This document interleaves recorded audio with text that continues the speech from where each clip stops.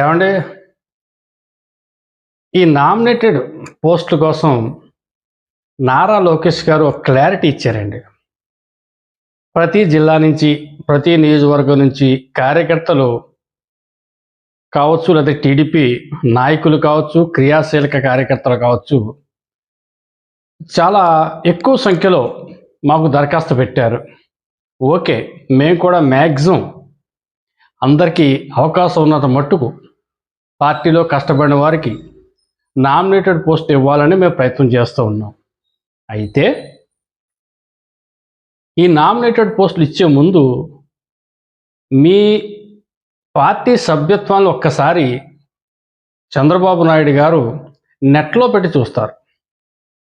చూసిన తదుపరి ఆ నెట్లో చూస్తే మీ సభ్యత్వం తాలూకు ఆ నెంబర్ కొడితే మీ చరిత్ర అంతా అందులో ఉంటుంది.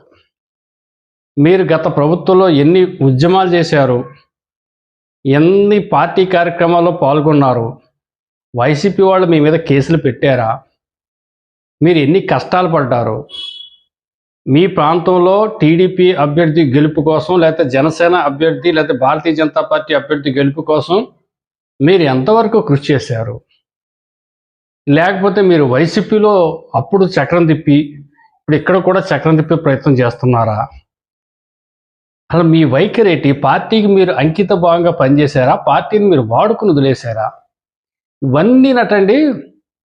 ఈ సభ్యత్వం ఆ నెంబర్ కొడితే హిస్టరీ అంతా వచ్చేద్దాడు. దాన్ని బట్టే మేము మీకు నామినేటెడ్ పోస్టులు ఇస్తాం. నిజమైన కార్యకర్తకు నిజంగా న్యాయం చేస్తాం. అంతేగాని మీరేదో చెప్పి ఇంకొకరితో చెప్పించి ఇంకొకరితో చెప్పిస్తే మేము దాన్ని ఊరికే నమ్మము. మా దగ్గర పక్కా రిపోర్ట్ ఉంది ప్రతి కార్యకర్త గురించి, ప్రతి క్రియాశీలక నాయకుడి గురించి. ఆ రిపోర్ట్ ప్రకారంగానే మేము నామినేటెడ్ పోస్ట్ ఇస్తాం.